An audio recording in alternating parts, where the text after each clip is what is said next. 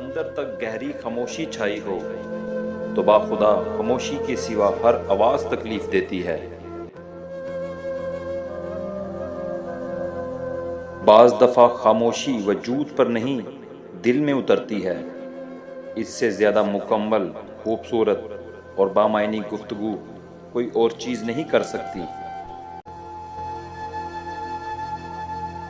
خاموشی جن کو اچھی لگ جائے وہ پھر بولا نہیں کرتے۔ کبھی کبھی الفاظ سے بھی زیادہ دوسرے بندے کی خاموشی تکلیف دیتی ہے۔ خاموشی سے بڑا کوئی جواب نہیں ہوتا، لیکن خاموشی سے بڑا کوئی عذاب بھی نہیں ہوتا۔ جب درد حد سے زیادہ بڑھ جاتا ہے تو انسان روتا نہیں، خاموش ہو جاتا ہے۔ ان کی خاموشی سے ڈرو جن کا آپ نے دل دکھایا ہے، کیونکہ اگر انہوں نے کچھ کہا نہیں یا کچھ کیا نہیں تو بدلے میں اللہ ضرور کرے گا۔ جو انسان جتنا خاموش رہتا ہے وہ اپنی عزت کو اتنا محفوظ رکھتا ہے۔ حضرت مولانا جلال الدین رومی فرماتے ہیں کہ تھوڑی دیر کے لیے قبرستان جا اور خاموشی سے بیٹھ اور ان بولنے والوں کی خاموشی کو دیکھ۔ کسی کو اتنا مجبور نہیں کرنا چاہیے کہ وہ اپنی خاموشیاں توڑ کر لفظوں سے تمہاری دھجیاں اڑا دے۔ کسی انسان کا مکمل خاموش ہو جانا چیخ کر رونے کے برابر ہوتا ہے۔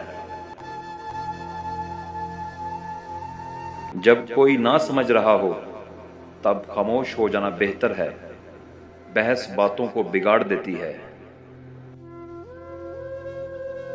ہمیشہ اس وقت بولیں جب آپ کو یہ احساس ہو کہ آپ کے الفاظ جو آپ کہنے جا رہے ہیں آپ کی خاموشی سے زیادہ خوبصورت ہیں۔ جب یقین ٹوٹتا ہے تو سب سے پہلے زبان خاموش ہو جاتی ہے۔ چیخ و پکار انسان کے وقار میں کمی کا باعث بنتی ہے۔ لوگوں کو اپنی خاموشی سے خوف زدہ کرنا سیکھو۔ کسی کی خاموشی کو اس کا تکبر مت سمجھو، کیا پتہ وہ خود اپنی ہی ذات سے جنگ کر رہا ہو۔ خاموشی ایک ایسی عبادت ہے، فرشتہ اسے لکھ نہیں سکتا، شیطان اسے بگاڑ نہیں سکتا اور رب کے سوا کوئی اسے جان نہیں سکتا۔ مخلص شخص ہر بار خاموشی اختیار کر لیتا ہے، اس لیے نہیں کہ وہ بزدل ہوتا ہے، بلکہ اس لیے کہ اس کا ضمیر اسے اجازت نہیں دیتا کہ وہ اپنوں کو ان کے لہجے میں جواب دے۔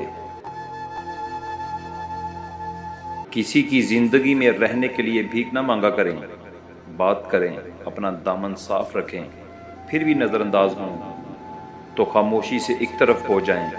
اس کو عزت نفس کہا جاتا ہے۔ جب انسان اپنی وقت کھو دے تو اس کے لیے بہترین پناہ خاموشی ہے۔ الفاظ کبھی بھی انسان کو کھویا ہوا مقام واپس نہیں دلا سکتے۔ خاموشی مزید تذلیل سے بچا لیتی ہے۔ جنہیں آپ کو غلط ہی سمجھنا ہے وہ لوگ آپ کی خاموشی کو بھی غلط مطلب ہی دیں گے۔